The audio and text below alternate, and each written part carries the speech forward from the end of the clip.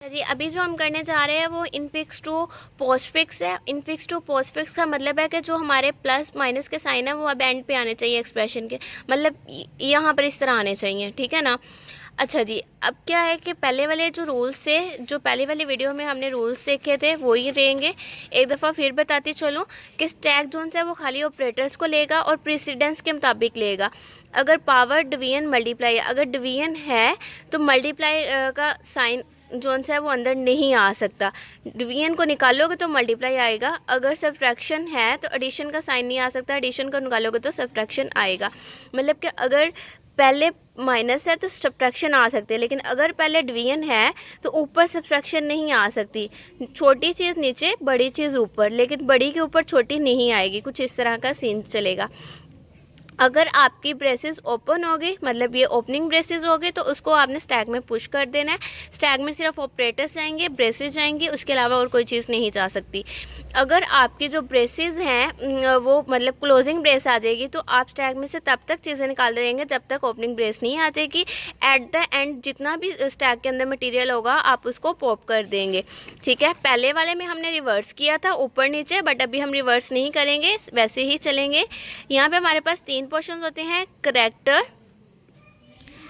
Character, उसके बाद आपके पास आ जाता है, यहाँ पर आपके पास आएगा स्टैक, एंड यहाँ पर आपके पास आ जाएंगे एक्सप्रेशंस, ठीक है। सबसे पहले इजी एग्जांपल लेके चलेंगे, फिर टफ की तरफ चलेंगे। सबसे पहले आता है ए हमारा डायरेक्ट एक्सप्रेशन में जाएगा।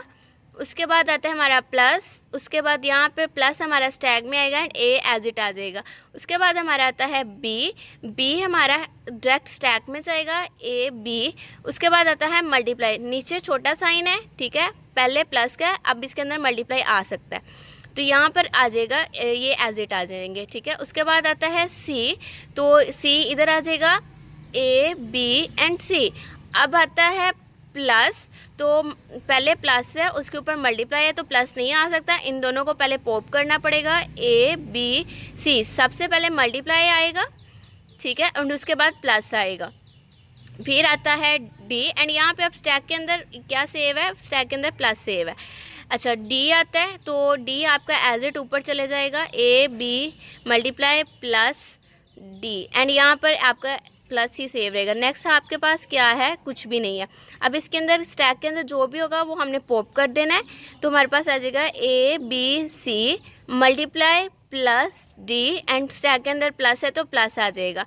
ये था ये वाला एक्सप्रेशन जिसको हमने पोस्टफिक्स में किया, ये इनफिक्स एक्सप्रेशन है जिसको पोस्टफिक्स में किया। आई होप सो आपको समझ आई होगी, ये बहुत इजी था। अब हम चलते हैं एक टफ एग्जाम्पल की तरफ, ठीक है।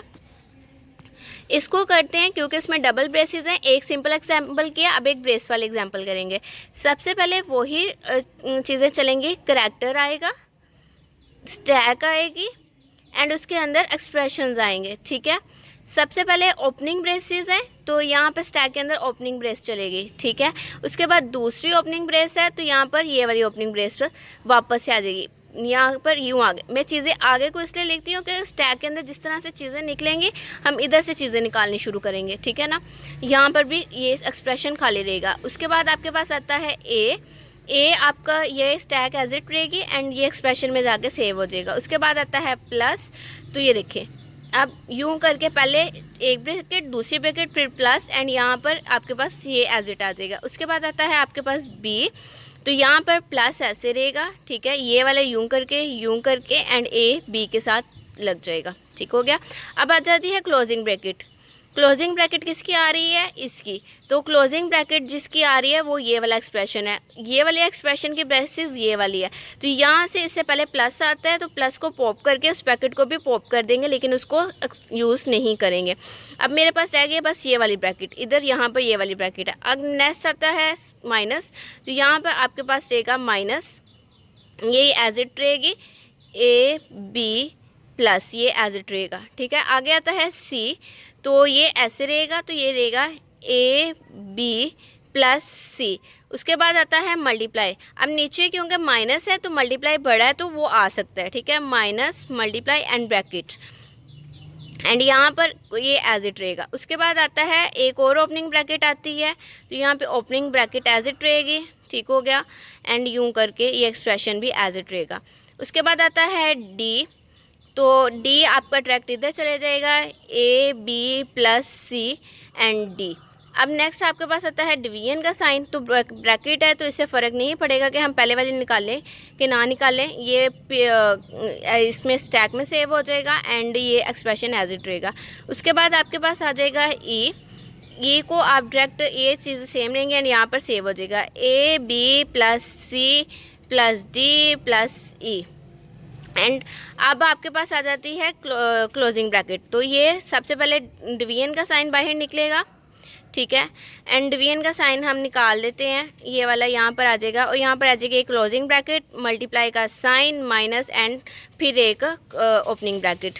ये वाली ओपनिंग ब्रैकेट अब ख़त्म हो जाएगी क्योंकि ये वाली क्लोजिंग ब्रैकेट आ चुकी है, तो ये आ जाएगा A B plus C D E and यहाँ पर डिवीजन का साइन आ जाएगा।